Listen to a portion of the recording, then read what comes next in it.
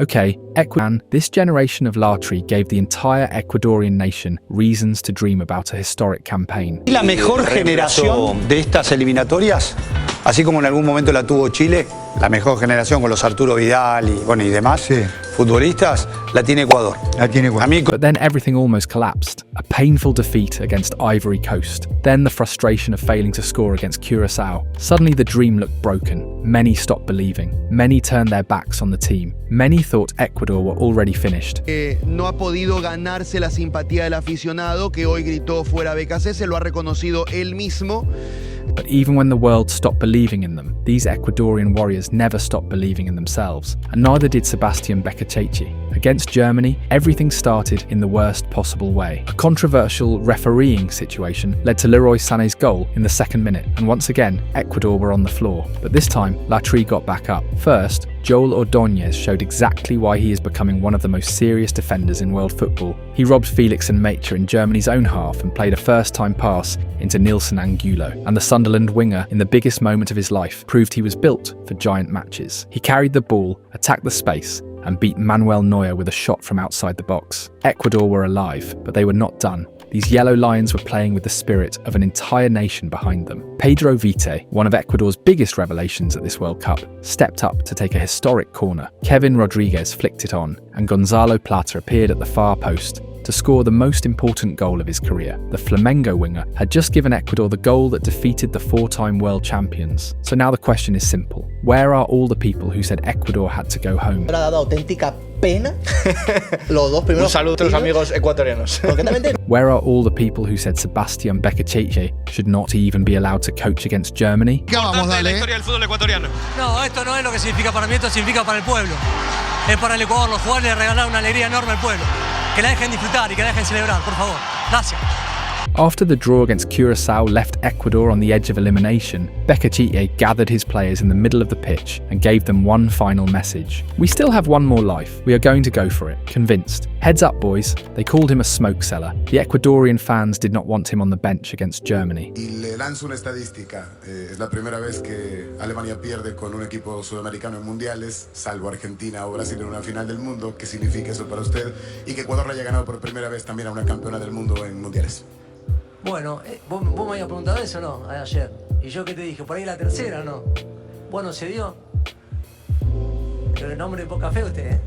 And now, the Argentine has written one of the greatest pages of his career by making the impossible possible. His tears said everything. Because what Ecuador did was historic. Beccacetti's Latri defeated Germany and reached the round of 16 for the first time in 20 years. And make no mistake, this is not a small achievement. Germany had never lost to a South American team in the group stage of a World Cup until Ecuador. And that matters because despite their turbulent start, this is still the best defence in South America and possibly the best defensive unit at this World Cup. Willian Pacho and Joel Ordóñez might be the best centre-back partnership of the entire tournament. Pacho is a two-time European champion, a defender with a level of class very few centre-backs in world football can match. And Joel Ordóñez, we have to say it, he was an absolute wall against Germany, a defensive exhibition against one of the biggest national teams on the planet. Personality, commitment, timing, maturity. In a match of maximum pressure, he looked like he belonged, and this performance only confirms his incredible growth. Since arriving at Club Brugge, Ordóñez has become a fierce defender, strong in duels, aggressive in the right moments, and mentally ready for bigger stages. Today he made it clear he is prepared for much more, and around them, Ecuador still have serious quality. Piero Hincapié and Alan Franco, players who give this team strength, balance, and defensive intelligence. But Ecuador are not just defence, because when the ball goes through Moisés Caicedo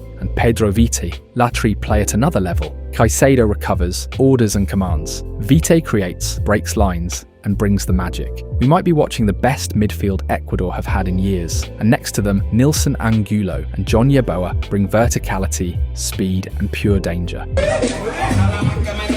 El MVP! Ya sabe! Then up front, Gonzalo Plata and Enner Valencia are the kind of players who can hurt you at any moment. This team has structure. This team has weapons. This team has more quality than people want to admit. And we cannot forget Hernan Galíndez, a goalkeeper who feels the Ecuador shirt like very few players do. Reliable, emotional, experienced, and still making history with this national team. Bueno, que disfruten, que estos momentos no son de todos los días, que hay que sentirse orgullosos. That is why Ecuador are showing they are much more than what the world saw in the first 2 matches of the World Cup. Latry woke up when it mattered most. And that should terrify the rest of the tournament, because people seem to have forgotten who this team really is. This is the team that finished second in the CONMEBOL qualifiers, the hardest qualification process in the world, ahead of Brazil, ahead of Colombia. This is the team that conceded only 5 goals in 18 qualifying matches. This is the team that beat Argentina, Uruguay, Colombia and Chile. This is the team that powers like the Netherlands and Morocco could not beat. So yes, Ecuador had a bad start. Yes, they suffered. Yes, they were doubted, but now they are awake. And a wounded Ecuador, with belief restored, with Becacheche crying on the touchline, with Pacho and Ordóñez defending like monsters, with Caicedo commanding the midfield, with Vite creating, with Angelo flying, with Plata scoring, with Galíndez protecting the goal. That is not a team anyone wants to face. That is exactly what the World Cup was afraid of. Ecuador did not only beat Germany, they broke an emotional barrier that had followed them through their entire World Cup history. Latry waited decades to reach their first World Cup. They finally debuted in 2002. One of the last South American nations to appear in the tournament. In Korea, Japan, they paid the price of inexperience. Defeat to Italy. Defeat to Mexico. Got past Ecuador's keeper, Jose Ceballos. And only their first World Cup win against Croatia, with a goal from Edison Mendes. Historic, yes, but not enough to survive the group. In 2006 came their best World Cup. Ecuador beat Poland 2-0. Destroyed Costa Rica 3-0. What's a problem? Here's Delgado! And reached the round of 16 for the first time. But then England appeared. A David Beckham goal ended the dream. That became Ecuador's ceiling. They could compete, they could excite people, but they could not consistently place themselves among the best. In Brazil 2014, they came close again. They beat Honduras, drew with France, but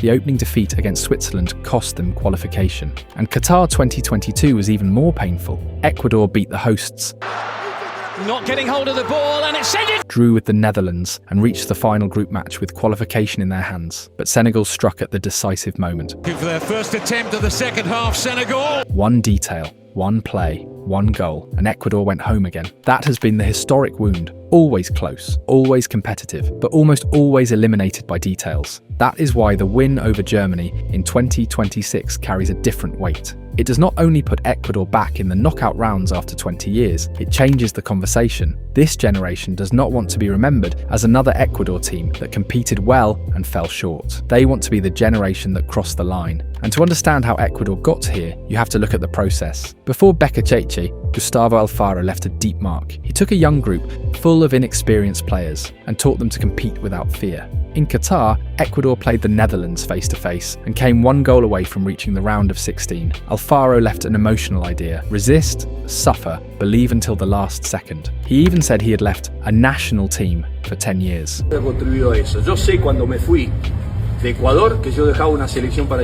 And today, that phrase makes sense, because many of the players carrying Ecuador now grew inside that mentality. From there, Ecuador built a strong identity: order, character, legs to compete, European-level centre-backs, and a midfield capable of biting into every ball. That inheritance became something even more concrete in the 2026 qualifiers, the best defence in South America. Latry produced a historic qualifying campaign. They started with 3 points deducted because of the Byron Castillo sanction and still finished second, only behind Argentina. That alone was massive. But the brutal number is at the back. Ecuador conceded only 5 goals in 18 matches, the best defensive record in their history and one of the best by any South American team in this format. And this was not inflated against small teams. Ecuador beat Argentina 1-0, the reigning world champions. They beat Colombia 1-0 away from home.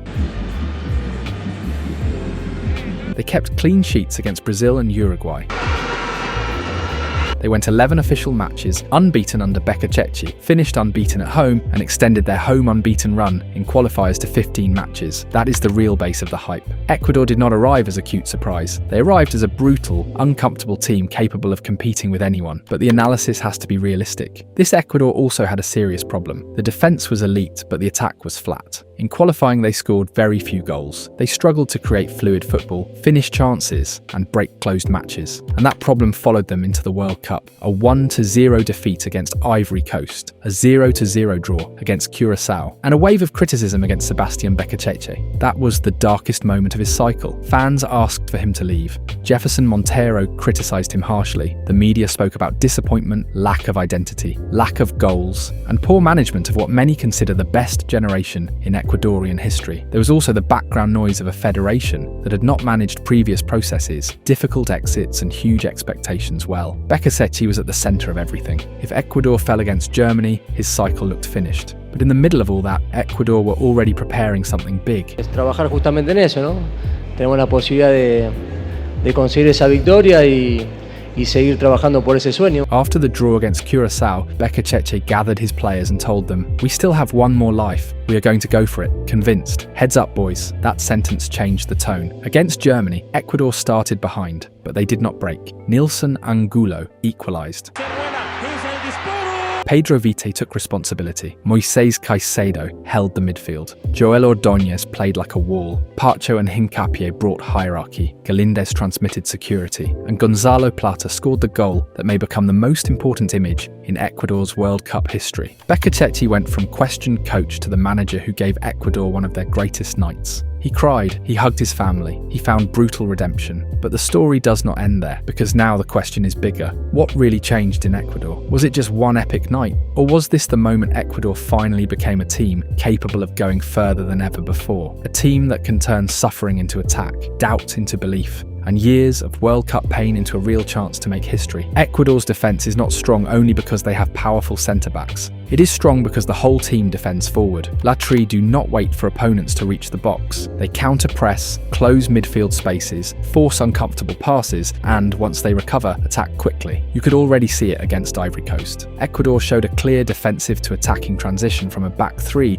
but the key was that they did not always depend on Piero Hincapié to progress. Hincapié could step forward almost like a wingback, arrive high and deliver a dangerous cross that nearly became a goal for Enner Valencia. That is one tactical key. Ecuador defend with many players, but their defenders can also activate attacks. Soon after, another feature appeared, the high press. Ecuador recovered high, and the move ended with a dangerous shot from John Yeboah. It was not isolated. Whenever Ivory Coast tried to build, there was usually an Ecuadorian player cutting the move. Caicedo, Ordóñez, or Franco. That is why Ecuador concedes so little. They do not only protect the box, they try to stop the fire before it starts. Their defensive structure was also clear. Ecuador defended as a block, kept the back three well positioned, and always had free players ready to cover or create defensive superiority. So when a rival tried to attack 1v1, it was rarely a clean duel. There was usually a second defender, nearby help, or a centre-back correcting behind the play. Then, in the 29th minute, Ecuador's model was almost fully summarised. They pressed again, and Pedro Vite and Gonzalo Plata were key. They helped recover the ball, then immediately helped build the attack. Plata attacked the gap, Vite and Caicedo gave continuity, and the move ended with a through ball that left Minda in shooting position. The ball hit the crossbar. That action showed Ecuador's biggest strength and biggest problem at the same time. They recover well, they run well, they connect well, but they often struggle to finish. Against Curaçao, you saw the other side. When the opponent sat deep, Ecuador created chances, but struggled to turn dominance into goals. Still, some actions explain their potential. One of the clearest came through Moisés Caicedo, almost from three-quarter space. Ecuador went from possession to attack, with huge speed through a long pass that left Enner Valencia in front of the goalkeeper. It did not end in a goal, but it showed Caicedo's value. He is not only ball recovery, he is vertical reading. Caicedo is the tactical muscle of this team. He organises, bites, anticipates, and understands where the opponent can make mistakes. Before the pass even arrives, he is already pressing to win it back. That allows Ecuador to avoid depending only on static attacks. If Caicedo wins the ball high, Ecuador can attack with advantage. Pedro Vite is the other engine. If Caicedo gives balance, Vite gives interpretation. Against Ivory Coast, he was involved in the move that ended with Minda hitting the crossbar. Against Curaçao, he combined with Angolo in a clear action down the left. And against Germany, he produced his biggest moment. He recovered, then immediately assisted Nilson Angulo for the equaliser. Vite does not only play the pass, he keeps the rhythm, runs, recovers, and connects zones. That is why the Caicedo-Vite midfield changes Ecuador. Caicedo orders and bites. Vite interprets and accelerates. Together they allow Ecuador to defend far from goal and attack quickly when space appears. Galíndez is also essential. Against Curaçao, he produced a massive intervention when Curaçao attacked the space behind Ecuador and fired a powerful shot. Galíndez responded with almost 3 saves in the same play. That kept Ecuador alive in a match where attacking desperation had started leaving more spaces. And against Germany, the whole model found its best version. Ecuador played in a 4-4-2, Hincapié and Franco as fullbacks, Pacho and Joel Ordóñez as centre-backs, Caicedo and Vite in midfield, Angulo and Yeboah wide, and Valencia with Plata up front. Later, Angelo Preciado came on for Franco. The Pacho Ordóñez base allowed Ecuador to press and attack with courage, because behind the play they had centre-backs capable of defending duels and large spaces. The equaliser summed it up. Ecuador pressed, recovered, and the ball reached Pedro Vite. He did not slow the play down. He immediately found Nilson Angulo, who adjusted and scored a brilliant goal. Recovery, transition, finish. That is why Ecuador can hurt teams when they win the ball in the opponent's half. And the 2-1 showed another route: set pieces. Ecuador struggled to find open play spaces, but won a corner. Kevin Rodriguez flicked it on, and Gonzalo Plata anticipated Neuer at the far post. That was the historic goal. So the conclusion is clear. Ecuador are built to compete against big opponents. They defend well, they press well, they have elite centre-backs, they have a goalkeeper who appears in critical moments, and they have a midfield that can recover and accelerate. Their problem is still finishing. They create, arrive, press and recover, but too often they fail to convert. Against Germany, the difference was simple. This time, the chances became goals. And when Ecuador combined defensive aggression with real efficiency in the final third, they stopped being just a difficult team.